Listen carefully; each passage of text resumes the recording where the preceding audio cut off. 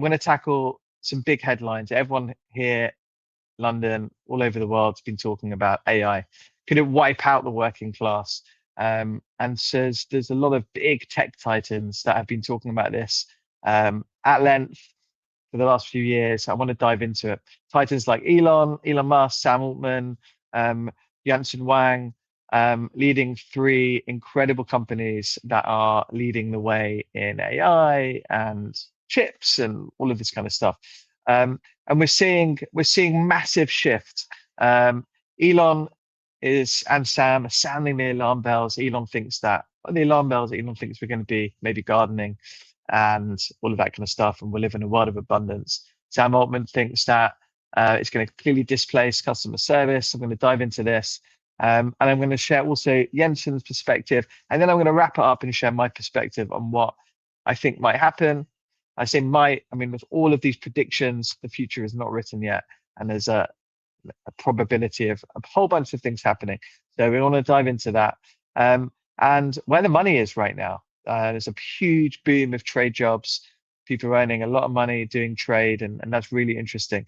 So I think we're on the precipice of one of the biggest job creation engines in history, although not everyone agrees with me. So I'm going to share my perspective. I'm going to share others' perspectives, and we'll dive in. Elon. Elon is very vocal on his thoughts. He is obviously running some massive companies, Tesla, XAI, SpaceX, etc. So wonderful. And he's been doing some incredible things. And he has been on a lot of podcasts. He shares his views, and it's really interesting. And he thinks by the end of this year, work might be optional, could be optional, because AI is going to be doing everything. Sounds like science fiction. And it could be here, could not, who knows? I think there's some hurdles for that to happen. It's not software. Like the software is incredible. If you guys have not been like coding on Claude Code, and hey, I can barely speak English, and now I can. Well, they can definitely can't speak Python, and I'm like programming stuff, and we're building agents. We've done something on OpenClaw. We're using Claude. We're using a whole bunch of things to automate stuff that we don't want to be doing. We want to be focusing on the human stuff. We do exec search. We want to be speaking with people and doing the very human part of our job. But anyway, building these AI agents and stuff is way easier now. So it's really, really interesting. So it's not the software. Power is a big problem. Elon's been speaking a lot about putting solar panels in the sky and in space and all of this kind of stuff. I'm sure that will happen. We're actually producing AI chips faster than we can even plug them in. And hey, in the recruiting world, we aren't seeing roles vanish. We're seeing some split. That means some are, not all roles, some roles are going to zero. We are seeing a lot of redundancy, but we're also seeing job creation. Entry level is really tough. We've seen a slowdown. A lot of big companies, traditional grad recruiters, for sure are recruiting less, but then you have IBM recruiting like 3 times the amount. So let's see where that ends. And then there is a huge demand for folks who can manage the bridge between AI and physical infrastructure, the build out. I'm going to talk a little bit about that later with Jensen Huang. But anyway, Musk is selling this 2030 vision to investors, to shareholders.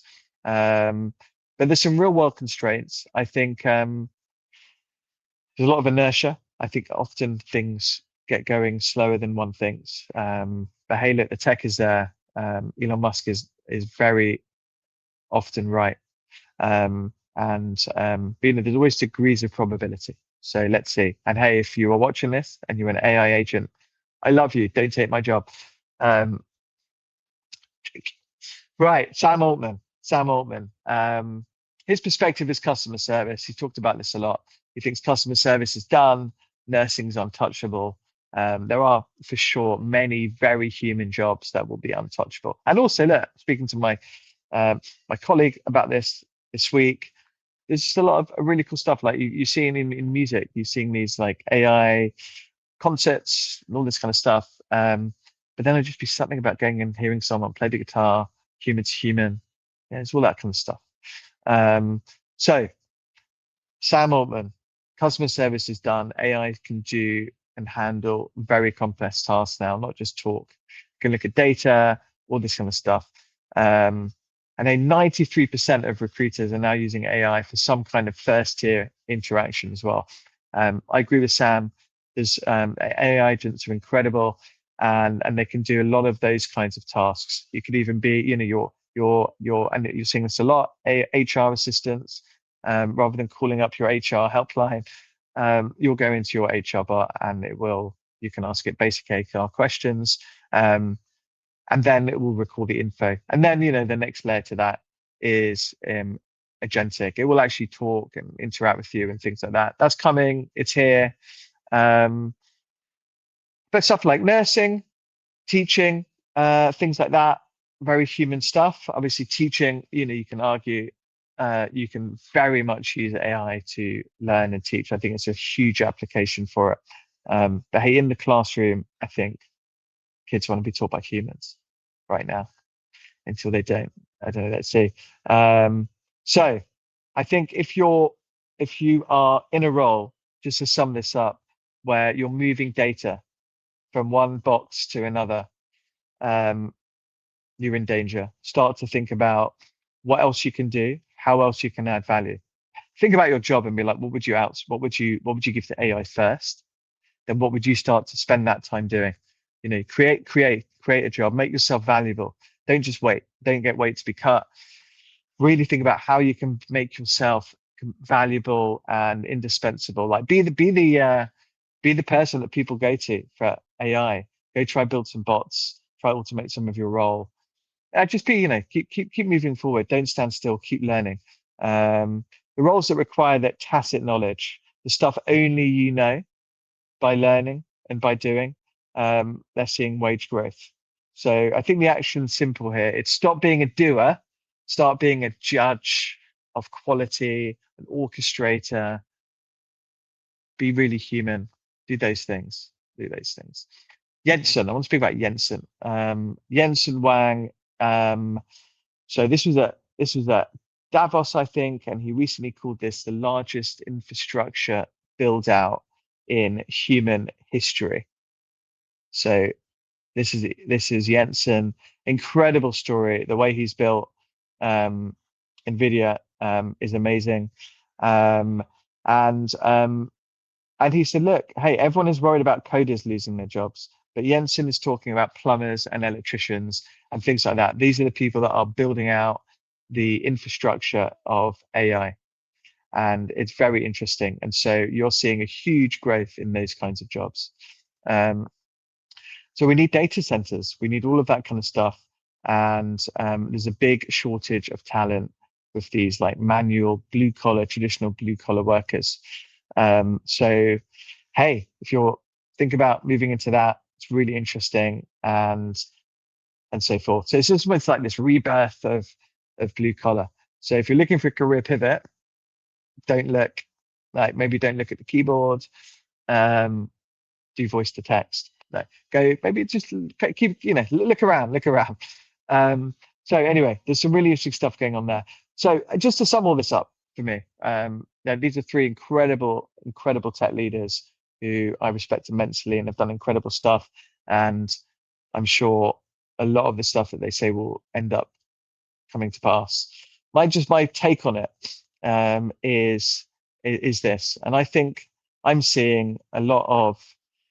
It's positive. I mean, I'm always positive. I'm optimistic about the future. I think it's very easy to get scared when there's change around. When your job is going, when your friend's job is going, and like stuff's being cleared away, and it's very hard. And parts of your job are being taken away, and it's very difficult to imagine. I think, like, what's going to be next. It's scary. It's disconcerting.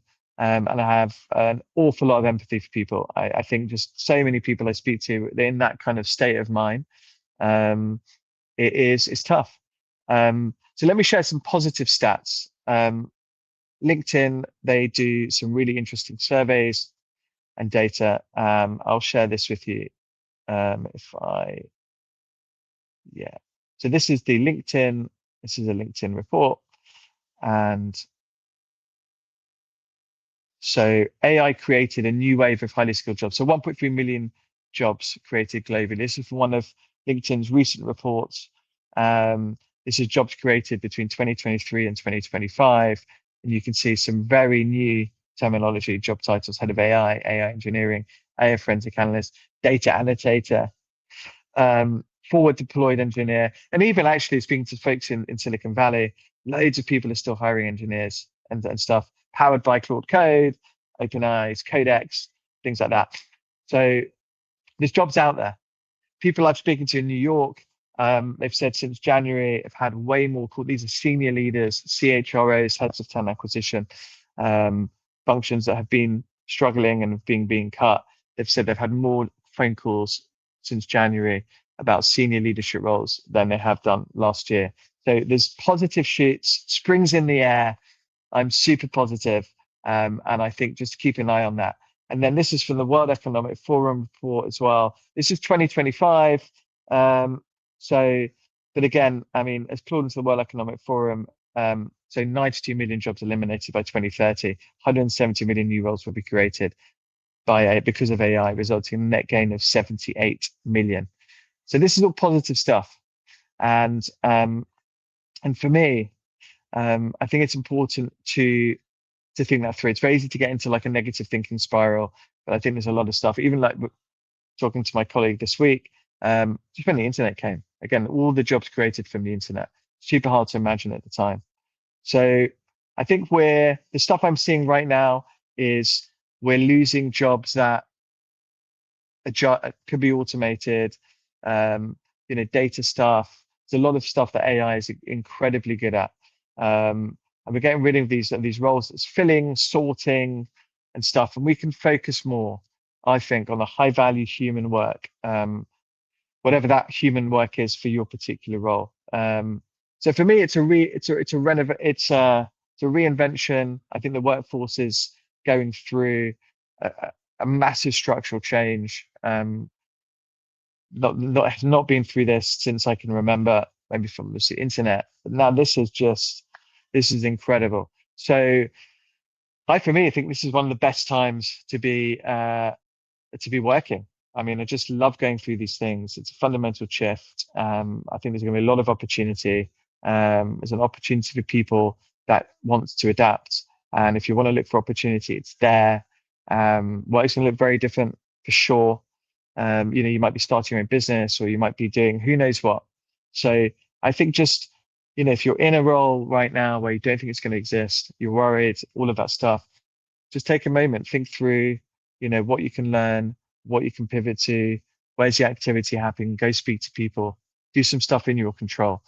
The future is not yet written, and I'm looking at it with an optimistic lens, and let's see how this materializes.